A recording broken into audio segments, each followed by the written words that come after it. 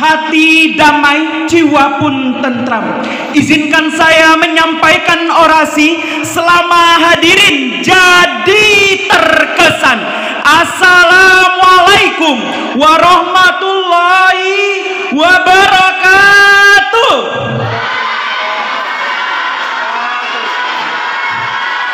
Alhamdulillahillazi ja'alal Islam aqidah wa ja'alal Qur'ana imama wa ja'ala Indonesia daulatan mustaqillah bi Pancasila falsafah wa bi Undang-Undang Dasar aksasa wa bi Sabang ila Merauke in the rapid tsunami of the wave region.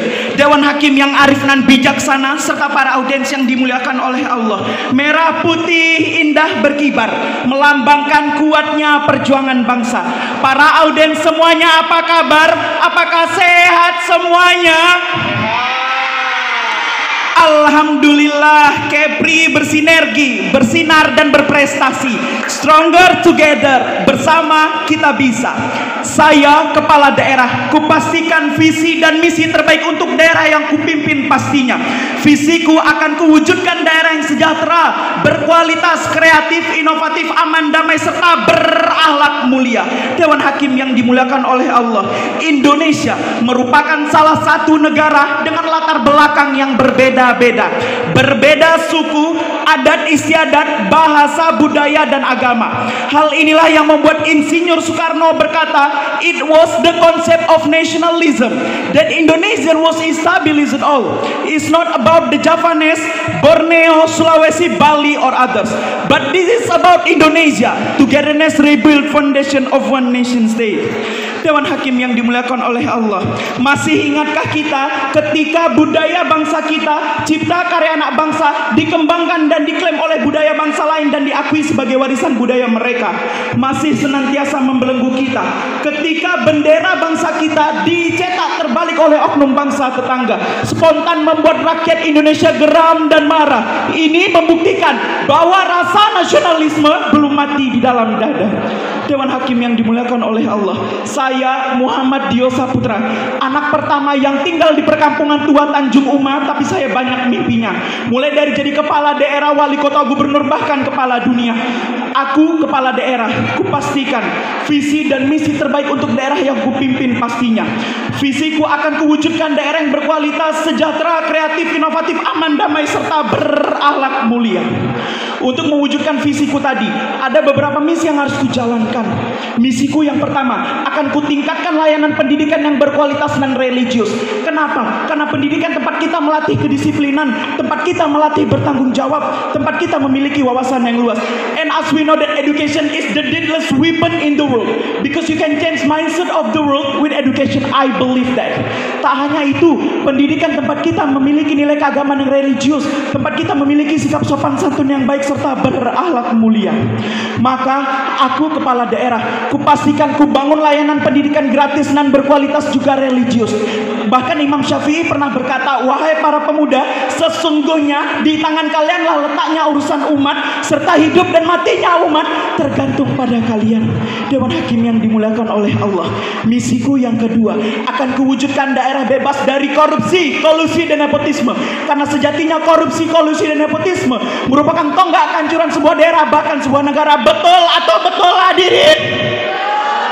Betul katanya. Maka aku kepala daerah, kupastikan kubasmi korupsi, kolusi, dan nepotisme demi kehidupan masyarakat yang sejahtera.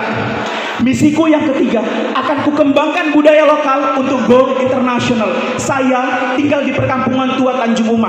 Beberapa waktu silam ketika hujan deras dan pasang melanda, sudah kupastikan kami tidur di atas genangan air. Bahkan beberapa titik daerah Tanjung Uma masih belum mendapatkan legalitas lahan. Kupastikan ketika penggusuran terjadi, maka kami sudah harus siap tidur tanpa beralaskan apapun. Suatu ketika kami sudah pasrah dengan ketetapan Allah sepenuhnya sebagai penguasa langit dan bumi. Dengan lantunan zikir dan derasan air mata sambil kami kuras genangan air yang masuk ke dalam rumah. Maka aku kepala daerah, kupastikan takkan ada rakyatku yang merasakan penderitaan yang sama. Beberapa masyarakat kampung tua bekerja sebagai nelayan. Banyak sekali ide, gagasan kreatif dan inovatif mereka yang tak mampu kami realisasikan karena keterbatasan platform juga biaya. Bahkan beberapa pemajuan kebudayaan Melayu masih sedikit persen tereksekusi. Maka aku kepala daerah, kupastikan kugali potensi kreatif dan inovatif masyarakatku, ku eksekusi secara penuh pemajuan kebudayaan Melayu secara maksimal. Ini bisa membuat daerah yang kupimpin menjadi lebih maju, menjadi lebih eksis, menjadi dikenal oleh mancanegara.